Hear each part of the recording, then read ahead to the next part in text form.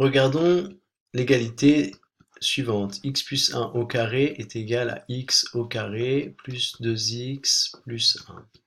On va tester cette égalité pour différentes valeurs de x. Pour x égale 0, on obtient 0 plus 1 au carré 1, 1 au carré 1. Et de l'autre côté, 0 plus 0 plus 1, 1. Donc, de chaque côté, on obtient la même chose. Pour x égale 1, on continue, 1 plus 1, 2 au carré 4. Et de l'autre côté, 1 au carré 1, plus 2 fois 1, 1, 2. Donc 1 plus 2 plus 1, ça donne 4. Continuons, par exemple, pour x égale 4. 4 plus 1, 5 au carré 25. Et de l'autre côté, 4 fois 4, 16, plus 2 fois 4, 8. Donc 16 plus 8, ça fait 24, et 1, 25. On retrouve la même chose. Essayons avec un nombre négatif, par exemple moins 3.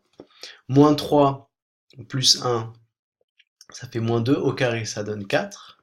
Et de l'autre côté, moins 3 au carré ça donne 9.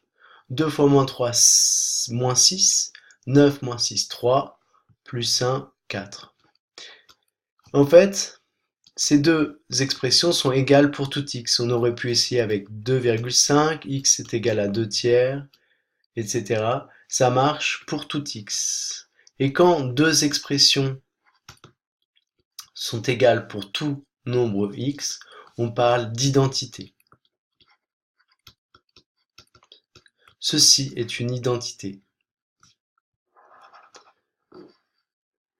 Bien, et on va voir maintenant comment démontrer une identité, parce que là on a juste constaté sur quelques nombres, mais il faudrait s'en assurer l'égalité de ces deux expressions, celle de gauche et celle de droite, pour tout nombre.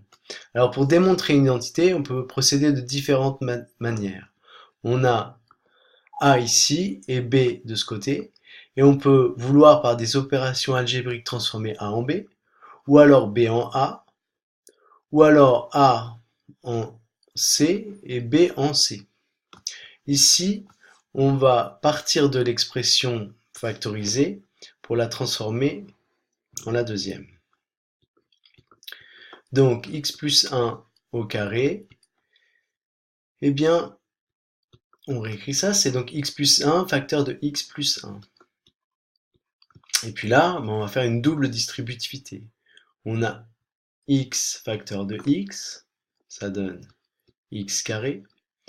Ensuite, x facteur de 1, plus x fois 1, ça fait x. Et puis on continue avec le deuxième terme. 1 fois x, ça donne plus x. Et 1 fois 1, ça donne 1. Donc ça donne x carré plus 2 fois x plus 1. Et donc là, j'ai toujours x plus 1 au carré, x plus 1 au carré. Et ce qu'il faut comprendre ici, c'est qu'on n'a pas choisi de x particulier pour faire les calculs. Ça marche pour tout x. Pour tout x. On a donc démontré l'identité